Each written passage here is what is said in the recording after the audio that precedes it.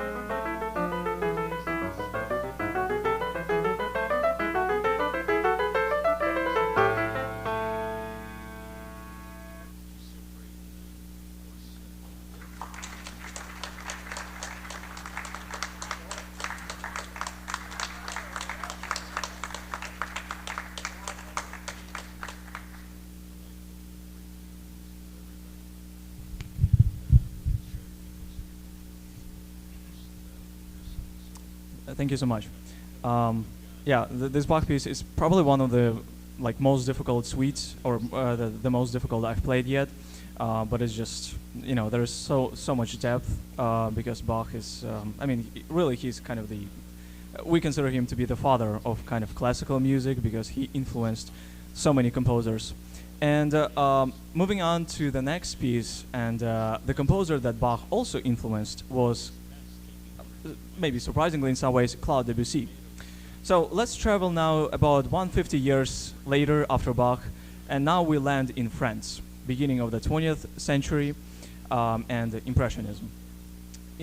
Every time I think about playing Bach and impressionistic music together, it kind of comes as a shock, because, and you will hear why in just a second, because the music is so different. Debussy is writing, images and pictures, and that's why I really love this set, which is called Image, or Images, Book 2.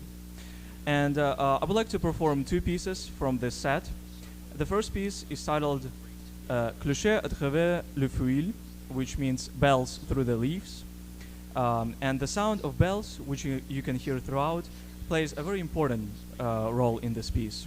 Overall, it's very hazy and kind of mysterious. And by the way, this book in general, it's really mysterious in many ways, but I hope you will enjoy it. And the second the second piece is titled Poisson d'Or, which means goldfish. It is said that a painting of two gold-colored fish on a small Japanese lacquer panel that Debussy owned was the inspiration for this work. Whether you imagine it as the real goldfish, as I do, or not, I think there is no doubt that music wonderfully reflects its darting and brilliant character. So, hope you will enjoy Image by Debussy. Thank you.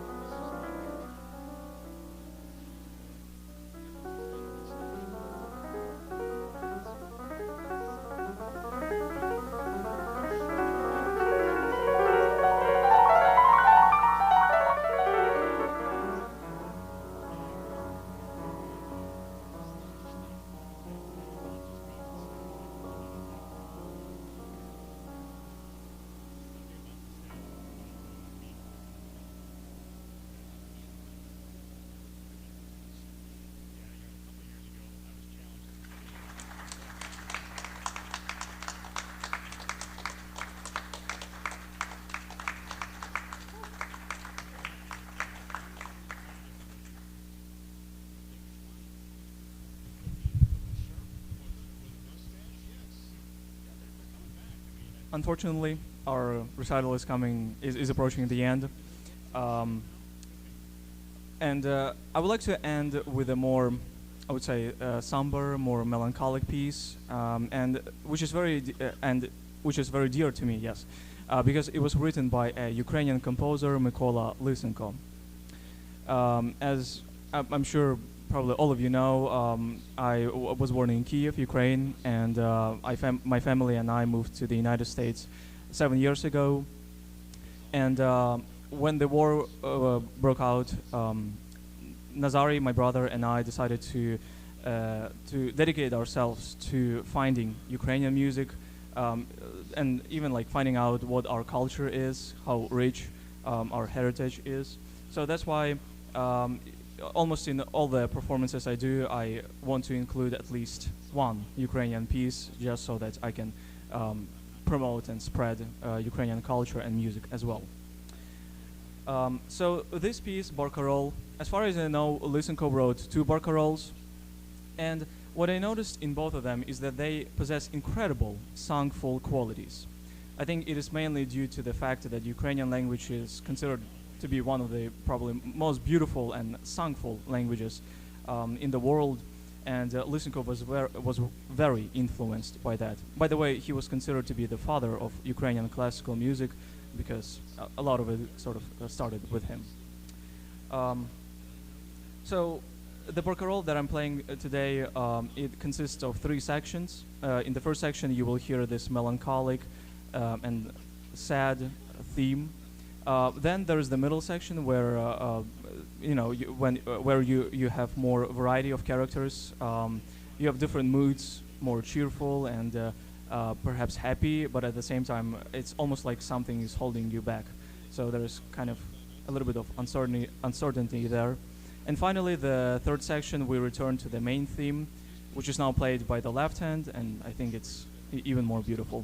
So thank you again for coming, and I hope you will enjoy this beautiful barcarolle by Lysenko. Thank you.